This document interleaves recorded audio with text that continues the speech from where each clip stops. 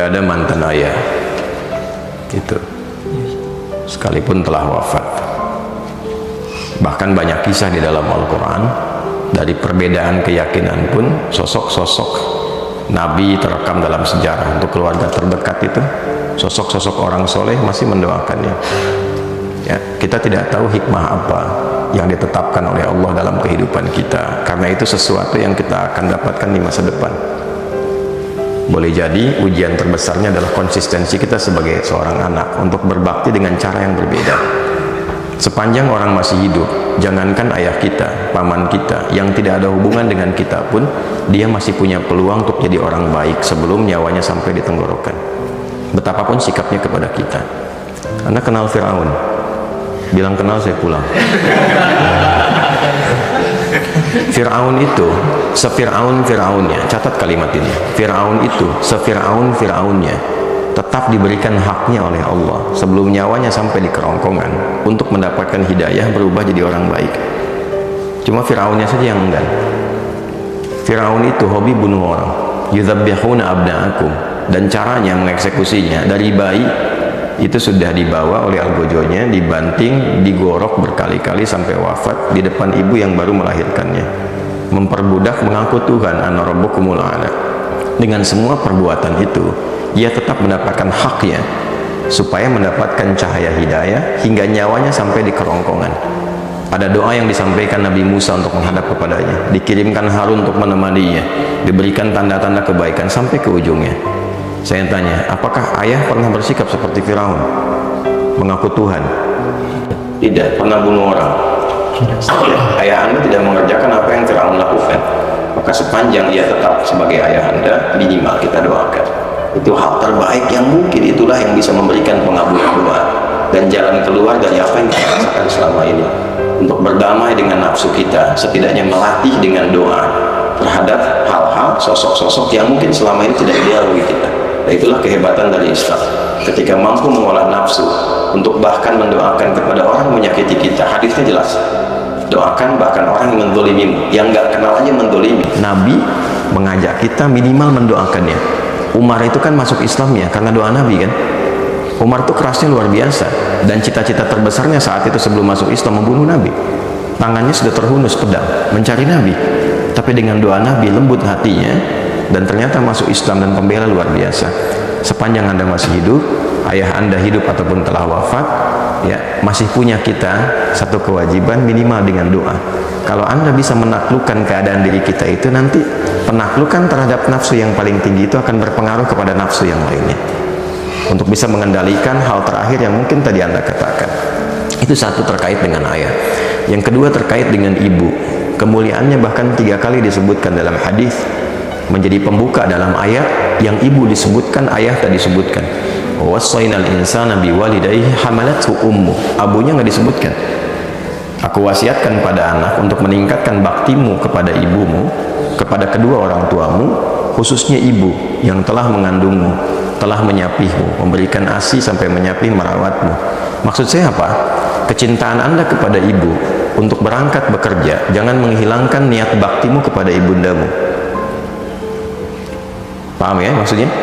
Oke. Kalau paham maksudnya begini, berangkat itu bukan sekedar cari uang untuk ibu, karena hakikatnya orang tua itu tidak bahagia dengan pemberian uang. Mereka nggak menuntut pemberian uang. Kalau Anda sudah menikah ataupun berjalan sekarang ini, demi Allah saya katakan, ibu itu, ayah itu pada fitrah tertingginya, bahagianya itu ketika melihat kita senang, bukan melihat banyak uang. Dengar aja kamu sehat, telepon, sehat mah, senang, itu bahagia dan luar biasa. Itu. Dan tidak menuntut balas untuk diberikan imbalan dunia. Dan lebih berbahagia ketika engkau mampu mengatakan kalimat yang baik, berbakti yang baik, mengenal engkau jadi orang baik, membawa nilai-nilai kebaikan. Maksudnya apa? Ketika berangkat ke sini Anda lakukan karena ibu, bukan hanya mencari uang materi yang Anda bisa lihat dengan kebahagiaan materi, tapi jaga amanat-amanat ibu yang baik di situ. Jadi anak yang baik, jaga amanatnya, jaga perilakunya, dan niatkan kepada Allah untuk membahagiakan ibu. Itulah yang saya lakukan sejak saya belajar, mencari cahaya untuk kesendirian ayah di alam kuburnya, mencari kebaikan yang bisa membahagiakan ibu selama hidupnya, dan itu yang diberikan oleh Allah pada kami saat ini. Jadi kalau Anda lihat saya seperti sekarang, itu karena cinta saya kepada ibu, sayang saya kepada ayah. Saya bisa menghafal Quran itu, memegang mushaf yang ditinggalkan ayah, menghadap ke kiblat dan berdoa, ya Allah, saya nggak bisa berbuat baik dalam kehidupan ayah yang hadir di samping saya, karena dia telah tiada. Berikan saya kesempatan menerangi cahaya di alam kubur dari setiap huruf Al-Quran yang saya bacakan ini. Sampai sekarang saya jaga.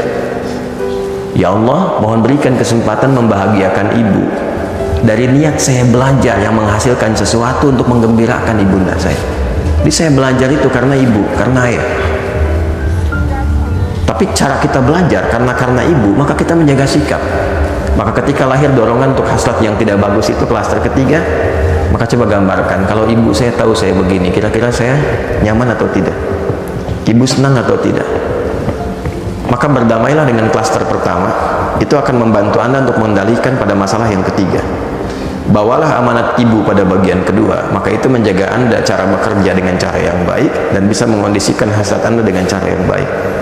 Dan yang ketiga, sebelum sampai kepada bab nikah, sebetulnya ada bab siam, ada bab puasa. Ya, ya ma'syar syabab, man istata'a minkumul ba'ata falyatazawwaj, fa in lam yastati' fa 'alaihi bisiyam. Duhai para pemuda, para pemudi, jika tiba muncul puncak hasratmu secara biologis yang tidak mudah mengendalikannya, Nabi sudah antisipasi itu 15 abad lalu. Maka berusahalah untuk menikah. Kalaupun belum ada kemampuan untuk itu, bukan hanya kemampuan material, ya, kemampuan emosional, kemampuan memanage waktu dan seterusnya, maka fa'alaihi bisyam, paksakan dirimu untuk melatih puasa. Puasa, ya, puasa itu paling efektif. Puasa itu meningkatkan taat, mencegah maksiat. Ketika Anda melakukan tindakan itu untuk memuaskan hasrat, tapi ketika sedang puasa itu Anda tahan, minimal takut batal puasanya. Nah, terus melatih itu sampai kemudian ada pengendalian yang terbiasa walaupun tanpa puasa. Lakukan itu di awal dulu demikian, puasa, sebulan penuh puasa untuk Ramadan kan.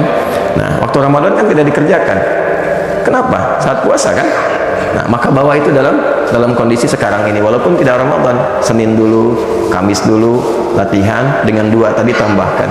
1, klaster pertama berdamai dengan masalah awal Anda, yang terakhir bawa niat-niat yang baik untuk ibu Anda, kemudian berlatih puasa sampai punya kematangan itu, sampai menemukan jodoh yang terbaik.